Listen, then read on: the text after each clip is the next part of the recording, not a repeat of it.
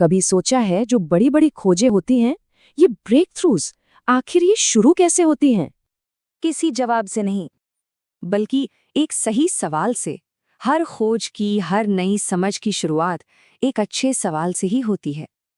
तो आखिर ये रिसर्च का सवाल होता क्या है? देखिए, ये असल में किसी भी विषय के बारे में एक तरह की उलझन है, एक अनिश्चितता है, और एक खोजकर्ता इसी उलझन को नाप तोलकर सुलझाना चाहता है। मतलब एक धुंधले से आइडिया को किसी ठोस, मापने लायक चीज में बदल देना। तो सवाल ये है कि ये बेहतरीन सवाल आते कहाँ से हैं? जाहिर है ये आसमान से तो नहीं टपकते। इनके कुछ खास स्रोत होते हैं। हो सकता है ये अपने फील्ड की गहरी समझ से आए, जब इतना पढ़ लिया हो कि ये पता चल जाए कि अभी क्या जानना बाकी है, या फिर कॉन्फ्रेंस और दोस्तों के साथ बातचीत से कोई नया आइडिया मिल जाए। कभी-कभी पुरानी समस्याओं को सुलझाने के लिए नई टेक्नोलॉजी का इस्तेमाल करने से भी नए रास्ते खुल जाते हैं।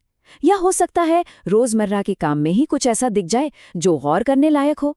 और हाँ, एक अच्छा मेंटर वो तो हमेशा ही सही दिशा दिखा सकता है।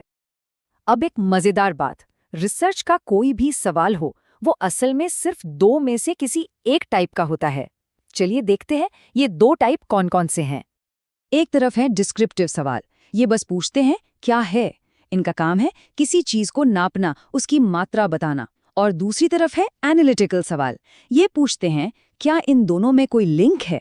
यहाँ तुलना होती है और किसी एक आइडिया या कहें कि हाइपोथेसिस को टेस्ट किया जाता है। चलिए डिस्क्रिप्टिव सवाल का एक उदाहरण देखते हैं। सवाल है, डायबिटीज के मरीज कितना पैदल चलते हैं? देखिए, ये सीधा सीधा एक ग्रुप में किसी एक आदत को नापने की कोशिश कर रहा है, बस। वहीं दूसरी तरफ एनालिटिकल सवाल इससे एक कदम आगे जाते हैं, ज्यादा गहरे। ये पूछते हैं क्या एक्स की वजह से वाई होता है, या क्या ए और बी में कोई रिश्ता है। जैसे क्या रोजाना पैदल चलने का कोई असर डायबिटीज के मरीजों के ब्लड शुगर लेवल पर पड़ता है। इन सवालों में अक्सर वजह, रिश्ता या तुलना में जैसे शब्द मिलेंगे। तो ठीक है, हमारे पास एक आइडिया है जो अभी थोड़ा धुंधला है। उसे एक बिल्कुल सटीक, टेस्ट करने लायक सवाल में कैसे बदलें?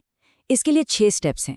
ये कुछ ऐसा है जैसे कोई जासूस धीरे धीरे अपनी जांच को और नुकीला बनाता जाता है। ये 6 स्टेप्स एक रोड मैप की तरह काम करते हैं। सबसे पहले लिटरेचर रिव्यू, यानी उस विषय पर जो भी जानकारी मौजूद है उसे पढ़ना। फिर उसके आधार पर एक शुरुआती सवाल तैयार करना। इसके बाद अपने साथियों से फीडबैक लेना बहुत ज़रूरी है, क्योंकि एक और नज़र हमेशा काम आती है। चौथा स्टेप है अपने शब्दों को ठीक से डिफाइन करना, जैसे व्यायाम का असल मतलब क्या है। फिर उस सवाल को और पहना करना, और आखिर में अपनी स्टडी की हर छोटी बड़ी डिटेल तय कर लेना। चलिए इसे एक केस स्टडी से समझते हैं तो और भी साफ हो जाएगा। तो मान लेते हैं हमारा शुरुआती सवाल है, क्या एक्सरसाइज से ब्लड शुगर कंट्रोल हो सकता है? सुनने में तो ये एक अच्छा सवाल लगता है ना? पर रिसर्च के लिहाज से ये अभी भी अधूरा है। अधूरा क्यों है? क्योंकि ये साफ नहीं है। यहाँ एक्सरसाइज से क्या मतलब है? दौड़ना, तैरना या कुछ और? और ब्लड शुगर कौन सा वाला, फास्टिंग वाला या खाने के बाद वाला? इन शब्दों को साफ साफ बताना बहुत जरूरी है। अब इसी सवाल को सुधारने के बाद देखिए ये कैसा लगता है। ध्यान से सुनिएगा। सवाल अब है, क्या डायबिटीज के मरीज अगर रोजाना कम से कम 1 घंटा तेज चलें तो उनका फास्टिंग ब्लड शुगर उन लोगों की तुलना में कम होता है जो ऐसा नहीं करते? अब देखिए, इसमें सब कुछ कितना साफ है। कौन लोग हैं, वो क्या कर रहे हैं, किसकी तुलना में, और क्या नापना है। ये है एक मजबूत, जांचने लायक सवाल। तो जब एक मजबूत सवाल तैयार हो जाए तो उसे एक फाइनल टेस्ट से गुजारना पड़ता है। इसे कहते हैं फाइनल टेस्ट। ये एक तरह से आखिरी क्वालिटी चेक है। F का मतलब है फीजिबल, यानी क्या ये रिसर्च करना मुमकिन भी है, क्या हमारे पास पैसा, समय और लोग हैं। I मतलब इंटरेस्टिंग, क्या ये सवाल सिर्फ हमें ही नहीं बल्कि दूसरों को भी दिलचस्प लगेगा। N है नॉवल, यानी नयापन, क्या इससे हमें कुछ नया पता चलेगा या हम बस पुरानी बात दोहरा रहे हैं। E यानी एथिकल, क्या ये नैतिक रूप से सही है। और आखिर में R यानी रेलेवेंट, क्या इसके जवाब से विज्ञान, समाज या पॉलिसी में कोई फर्क पड़ेगा। चलिए, ये सवाल फाइनल टेस्ट भी पास कर गया। अब आगे? अब इस सवाल को एक एक्शन प्लान में बदलने की बारी है, जिसे हम कहते हैं स्टडी के उद्देश्य या ऑब्जेक्टिव्स। और ऑब्जेक्टिव्स लिखते समय सही शब्दों का चुनाव खासकर वर्ब का बहुत मायने रखता है। अध्ययन करना जैसे गोलमोल शब्द से बचना चाहिए।